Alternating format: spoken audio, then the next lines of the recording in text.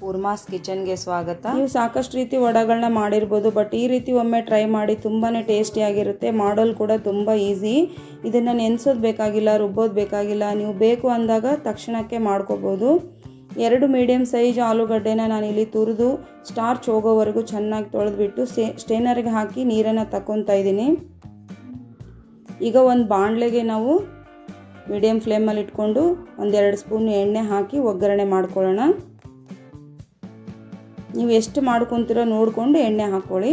ಸ್ವಲ್ಪ ಜೀರಿಗೆ, ಬಿಳಿ ಎಳ್ಳು ಯಾವುದಾದ್ರೂ ತೊಗೋಬೋದು, ಕರಿದಿದ್ರೂ ತೊಗೋಬೋದು. ಸಣ್ಣದಾಗಿ ಹೆಚ್ಚಿರ್ತಕ್ಕಂಥ ಹಸಿಮೆಣಸಿನ್ಕಾಯಿ, ಸ್ವಲ್ಪ ಚಿಲ್ಲಿ ಫ್ಲೇಕ್ಸ್, ಇಲ್ಲ ಅಂದರೆ ಸ್ಕಿಪ್ ಮಾಡ್ಕೊಳ್ಳಿ. ರುಚಿಗೆ ತಕ್ಕಷ್ಟು ಉಪ್ಪು ಎಲ್ಲನೂ ಸೇರಿಸಿ ಚೆನ್ನಾಗಿ ಫ್ರೈ ಮಾಡ್ಕೋಬೇಕು. ಮೆಣಸಿಕಾಯಿ ಆಗೋವರೆಗೂ ಸ್ವಲ್ಪ ಫ್ರೈ ಮಾಡಿ. ನೋಡಿ, ಇಷ್ಟ ಆದರೆ ಸಾಕು. ನಾನು ಈ ಕಪ್ ಅಳತೆಯಲ್ಲಿ 2 ಗ್ಲಾಸ್ ನೀರನ್ನು ಹಾಕ್ತಾ ಇದ್ದೀನಿ. 1 ಗ್ಲಾಸ್ ರವಕ್ಕೆ ನೀರು ಸ್ವಲ್ಪ ಚೆನ್ನಾಗಿ ಕಾಯಿಸ್ಕೊಳ್ಳೋಣ. ನೀವು ಯಾವ ಗ್ಲಾಸ್ ಅಳತೆಯಲ್ಲಿ ತೊಗೊತೀರೋ ಅದೇ ಗ್ಲಾಸಲ್ಲಿ 2 ಅಳತೆ ನೀರು ಹಾಕ್ಕೊಳ್ಳಿ. ನೀರು ಕುದೀತಾ ಇದೆ. ಈಗ ನಾವು ತುರಿದಿರ್ತಕ್ಕಂಥ ಆಲೂಗಡ್ಡೆ ಕೂಡ ಇದಕ್ಕೆ ಹಾಕಿ ಕಲಿಸ್ಕೋಬೇಕು. ನಾವು 1 ಅಳತೆ ರವನ ಸ್ವಲ್ಪನೇ ಹಾಕಿ ಈ ಥರ ಮಿಕ್ಸ್ ಮಾಡ್ಕೊತಾ ಇದ್ದೀನಿ.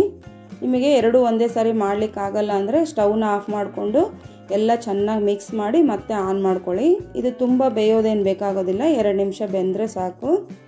ನೋಡಿ, ಈಗ ಗಟ್ಟಿ ಆಗ್ತಾ ಇದೆ. ನೋಡಿ, ಗಟ್ಟಿ ಆಗ್ತಾ ಇದೆ. ಈಗ ಸ್ಟವ್ ಆಫ್ ಮಾಡಿಕೊಂಡು ಇದನ್ನು ಆರ್ಲಿಕ್ಕೆ ಬಿಟ್ಬಿಡೋಣ. ಇದು ತಣ್ಣಗಾದ್ಮೇಲೆ ಇದನ್ನು 1-2-3 ಪಾರ್ಟ್ ಮಾಡಿಕೊಂಡು ಎಣ್ಣೆ ಸವರ್ಕೊಂಡು ಚೆನ್ನಾಗಿ ನಾದ್ಕೊಂಡು ಹಿಟ್ಟನ್ನು ಸಾಫ್ಟಾಗಿ ರೆಡಿ ಮಾಡ್ಕೋಬೇಕು.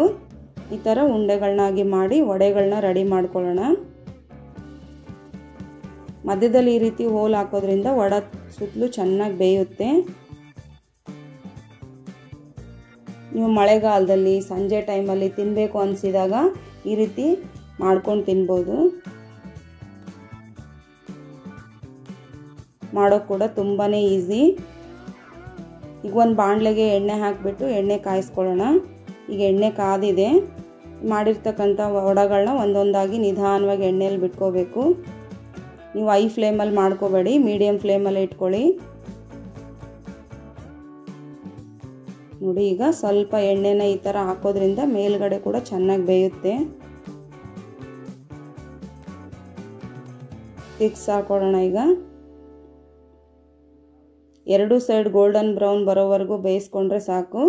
ನೋಡಿ, ಈಗ ಎಷ್ಟು ಚೆನ್ನಾಗಿ ಕಲರ್ ಬಂದಿದೆ ಅಂತ, ವಡೆ ಎಷ್ಟು ಕ್ರಿಸ್ಪಿ ಆಗಿದೆ ಅಂತ ನಾನು ನಿಮಗೆ ತೋರಿಸ್ತೀನಿ.